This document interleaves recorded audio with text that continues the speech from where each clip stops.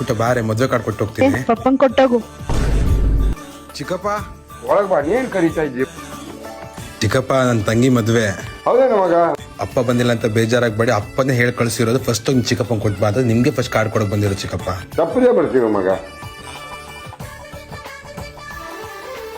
Miss ಮಾಡಿದೆ, family ಸಮೇತ ಬನ್ನಿ.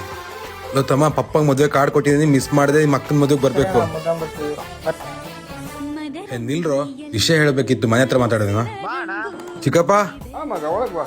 ಇಲ್ಲ ಚಿಕ್ಕಪ್ಪ, ಇಲ್ಲ ಮಾತಾಡ್ ಹೋಗ್ತೀನಿ. ಚಿಕ್ಕಪ್ಪ, ನಮ್ಮ ಅಪ್ಪ ನಿಮ್ಗೆ ಯಾವಾಗಾದ್ರೂ ಮೋಸ ಮಾಡಿದ್ರಾ? ಇಲ್ಲ ಮಗ.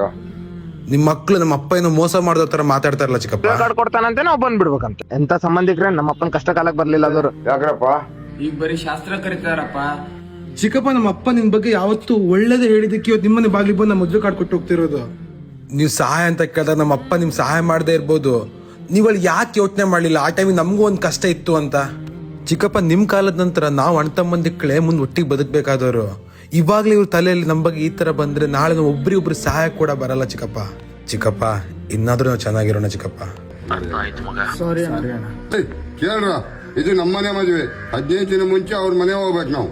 ಆಯ್ತು ಸರಿ ಅಣ್ಣ, 15 ದಿನ ಮುಂಚೆ ಬರ್ತೀವಿ. ಹಾಗೆ ತಂಗಿನ ಕರ್ಕೊಂಡ್ ಬರ್ಬೇಕು. ಚಿಕ್ಕಪ್ಪ, ಏನಾದ್ರು ತಪ್ಪು ಮಾತಾಡಿದ್ರೆ ಸಾರಿ, ಬೇಜಾರಾಗ್ಬೇಡಿ. ನಿಮ್ಗಳ ಮಧ್ಯೆ 1000 ಮನಸ್ತಾಪ ಇರ್ಬೋದು, ಅದನ್ನ ಮಕ್ಳ ತಲೆ ತುಂಬಬೇಡಿ. ಯಾಕೆ ಅಂದ್ರೆ ಅವ್ರ ತಲೆಯಲ್ಲಿ ಅದು ದ್ವೇಷವಾಗಿ ತಿರುಗುತ್ತೆ. ನಿಮ್ ಕಾಲದ ನಂತರ ನಿಮ್ ಮಕ್ಳಿಗೆ ಕಷ್ಟ ಅಂತ ಸಂಬಂಧಿಕ ಸಹಾಯಕ್ಕೆ ಬಂದಾಗ ನಿಮ್ ಮಕ್ಳು ಮಾಡೋ ದ್ವೇಷ ನೋಡಿ ಅವರ ಸಹಾಯ ಮಾಡಲ್ಲ. ನಿಮ್ ಮಕ್ಳನ್ನ ನೀವೇ ಕಷ್ಟಕ್ಕೆ ಹಾಕ್ತಿದ್ದೀರಾ, ನೆನ್ಪಿರ್ಲಿ.